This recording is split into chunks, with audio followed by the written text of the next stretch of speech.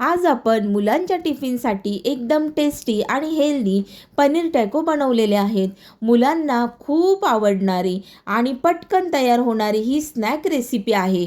नेहमीप्रमाणे रेसिपी ही सोपी करून सांगितलेली आहे. व्हिडिओ स्किप न करता शेवटपर्यंत बघत राहा आणि या व्हिडिओला एक लाईक करायला तर काहीच हरकत नाही, एक लाईक नक्की करा. नमस्कार, दीपालीज मेजवानी या मराठी यूट्यूब चॅनलवर तुमचे खूप खूप खूप मनापासून स्वागत. आज आपण बनवणार आहोत एकदम ट्रेंडी आणि सुपर टेस्टी पनीर टॅको ही रेसिपी. बाहेर रेस्टॉरंटमध्ये ना मिळणारे मेक्सिकन टॅकोज आपण घरी अगदी सोप्या पद्धतीने बनवू शकतो आणि तेही घरच्याच साहित्यात. तुम्ही ही रेसिपी मुलांच्या टिफिनसाठी द्या किंवा मग सकाळच्या नाश्त्यासाठी बनवा किंवा संध्याकाळचा नाश्ता म्हणून, नाहीतर मग पाहुणे जरी घरी आले ना तेव्हाही तुम्ही ही रेसिपी नक्की ट्राय करू शकता. इथे पनीर आहे आपल्याकडे, बारीक असं चिरलेलं आहे. त्याचबरोबर इथे बारीकसर चिरलेला कांदा, शिमला मिरची आणि लसूण आहे. तर या बाजूचं सर्व साहित्य आपल्याला हे फ्राय करायचं आहे आणि या बाजूचे जे जिन्नस आहेत दोन, तर ते आपल्याला वरून घालायचे आहेत. त्याचबरोबर इथे कणिक आहे, त्याचबरोबर इथे शेजवान चटणी आहे, चिली फ्लेक्स आहेत, केचप आहे, मेयोनीज आहे आणि रेड चिली सॉस. त्याचबरोबर इथे ना ऑइल घेतलेलं आहे. आपल्याला हे जे आपले टॅकोज बनतील ना तर त्याला आपल्याला थोडंसं तव्यावरती ना शॅलो फ्राय करायचं आहे. इथे 2 चमचे इतकं तेल घातलेलं आहे. आता यामध्ये आपल्याला ना लसूण घालायचं आहे. तर लसूण आपल्याला अगदी हलकासा असा एकदम लाईट कलरचा करून घ्यायचा आहे. त्याचबरोबर हा लगेचच आपल्याला कांदा घालून घ्यायचा आहे आणि हा सुद्धा आपल्याला ओबडधोबड असंच आपल्याला हा फ्राय करायचा आहे. अगदीच आपण जसं भाज्यांसाठी गुलाबी करतो ना तर त्याप्रमाणे सुद्धा आपल्याला हे करायचं नाही. शिमला मिरची इथे बारीकसर चिरलेली आहे, ती सुद्धा आपल्याला यावरती घालून घ्यायची आहे आणि तो जो क्रंच आहे तो आपल्याला कायम असंच ठेवायचा आहे. फक्त 1 मिनिटभर आपल्याला हे झाकण द्यायचं आहे आणि त्यानंतर आपल्याला हे लगेचच बाजूला करायचं आहे.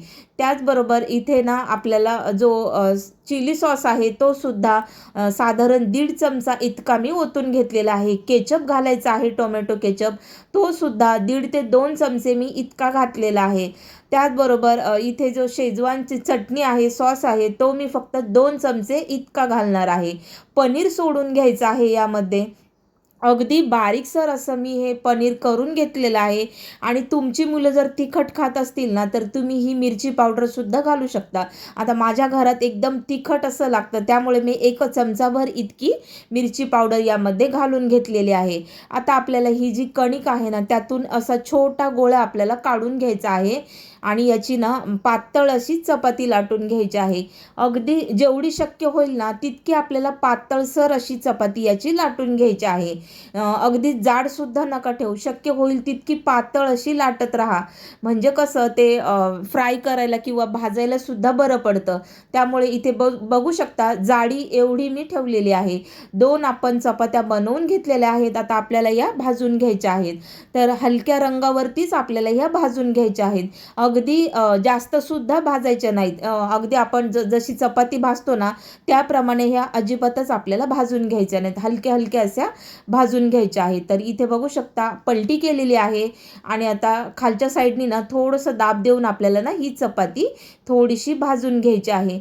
अगदी हेल्दी आपण हे बनवतोय तर त्यामुळे इथे बघू शकता मस्त अशी आपण ही गव्हापासून बनवतोय. तर इथे आपली ही दुसरी चपातीसुद्धा मी भाजायला ठेवलेली आहे आणि इथे बघू शकता अशा पद्धतीने मी एवढी अशी भाजून घेतलेली आहे. अगदी लाईट गुलाबी रंगावरती ही चपाती आपली भाजून घेतलेली आहे. आता ही जी चपाती आहे ना याला आपण सॉस वगैरे लावून घेणार आहोत. तर हे जे सारण आहे आपलं हे थंड झालेलं आहे. याचं फिलिंग ही जी चपाती आहे ना ही सुद्धा थंड झालेली आहे. तर चाकूच्या साहाय्याने आपल्याला ना एकदम मध्यभागी असा कट देऊन घ्यायचा आहे आणि कटसुद्धा आपल्याला अर्धाच द्यायचा आहे. पूर्णसुद्धा हे कट करायचं नाही. व्हिडिओत दाखवल्याप्रमाणे सेम याच पद्धतीने हा कट देऊन घ्या म्हणजे तुमचा टॅकोना व्यवस्थित असा तो फोल्ड होईल. आता इथे आपल्याला मेयोनीज घालून घ्यायचं आहे.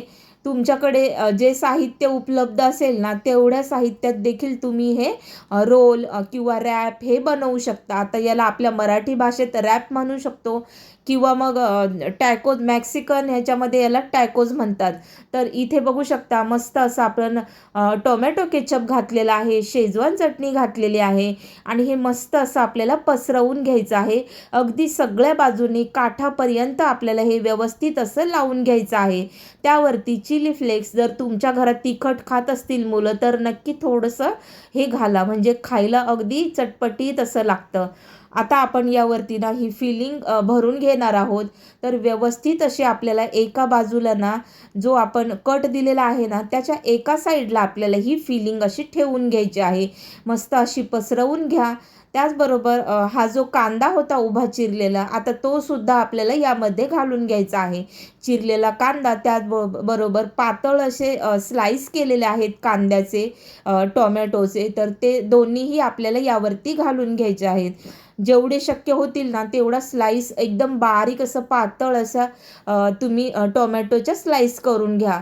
इथे आपण ह्या लावून घेतो यावरती मस्तपैकी व्यवस्थित अशा सर्व बाजूंनी हे ठेवून घ्यायचं आहे. आणि एक बाजू आपण ही मोकळी ठेवलेली आहे, कारण इथे आपला एक फोल्ड येणार आहे त्यामुळे. तर आता हे आपण फोल्ड करतोय. तर अशा पद्धतीने ना आपल्याला हे फोल्ड करायचं आहे. त्याचबरोबर इथे मी थोडासा कांदा या बाजूने सुद्धा घालून घेते आहे, म्हणजे खायलासुद्धा अगदी क्रंची असं लागतं ते. तर इथे बघू शकता अशा पद्धतीने आपल्याला हे फोल्ड करायचं आहे. या पद्धतीने तुम्ही करू शकता आणि व्यवस्थित असं हे दाबून घ्यायचं आहे. आता आतपर्यंत तुम्ही बघू शकता फिलिंग किती छान भरलेलं आहे. अगदी मस्त दाट असं फिलिंग आपण भरलेलं आहे. अगदी आपण एक रॅप जरी खाल्ला ना तर मस्त पोट भरेल मुलांचं सुद्धा आणि मोठ्यांचं सुद्धा.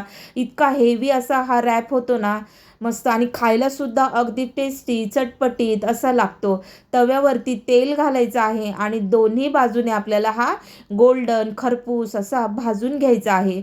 मस्त दोन्हीही बाजूने हा व्यवस्थित असा भाजून घ्या. इथे बघू शकता, वा क्या बात आहे.